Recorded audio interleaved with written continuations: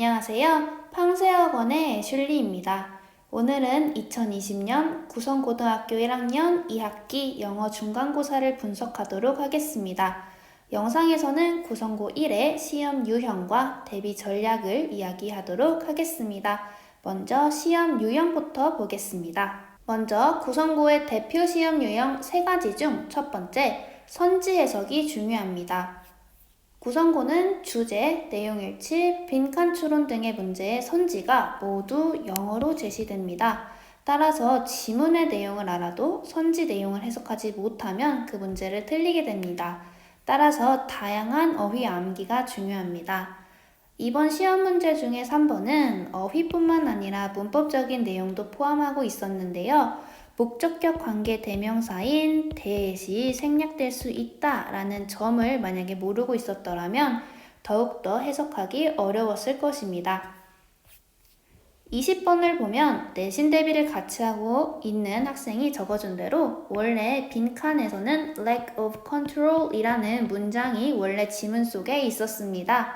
하지만 실제 시험에서는 선생님들이 길게 영어로 풀어놓은 것을 볼 수 있습니다. 두 번째로 지칭사 문제입니다. 매번 구성고는 지칭사 문제가 2문제씩 출제되고 있습니다. 특히나 대명사가 많이 나오는 지문은 따로 무엇을 지칭하고 있는지 정리해두는 것이 중요합니다. 마지막으로 요약문 빈칸 넣기입니다. 원래는 주관식 문제로 꼭 하나씩 출제되어 왔던 유형인데 이번에는 코로나로 인해 주관식이 없어서 객관식 문제로 2문제 출제되었습니다. 학교쌤의 요약문이기 때문에 새로운 요약 문장을 읽어야 합니다. 따라서 독해력이 중요하며 빈칸에 넣을 적절한 어휘를 고르는 것이 중요합니다. 어휘가 풍부한 학생들에게 유리한 시험 유형이라고 볼 수 있겠습니다. 팡세어학원에서는 시험 대비를 어떻게 하고 있는지 보여드리려고 합니다. 담임쌤인 제가 직접 본문 포시기를 제작하여 학생들에게 풀도록 하였습니다. 중요 어휘와 문법을 빈칸으로 뚫어서 반복할 수 있도록 했습니다.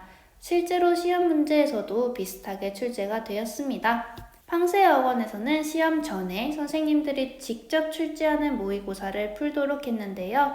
실제 시험과 비슷한 유형이 출제되어 학생들이 실제 시험 전에 미리 대비하고 준비할 수 있었습니다. 그렇다면 기말고사는 어떻게 준비하면 좋을까요?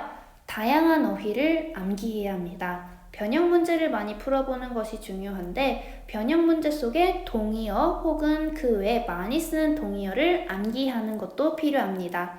그리고 지문 속 필수 어법을 숙지해둬야 합니다. 마지막으로 가장 기본적인 내용 분석이 중요합니다. 내용을 기본으로 늘 2-3문제씩 출제되는 순서와 그리고 문장 삽입 문제를 풀 수 있고 빈칸 추론 문제도 풀 수 있습니다. 이번 중간고사에서 만족스러운 결과가 나오지 않았더라도 낙담하지 않고 꾸준히 공부하여 중간고사보다 더 좋은 결과 얻길 바랍니다. 팡세여학원의 애슐리였습니다. 감사합니다.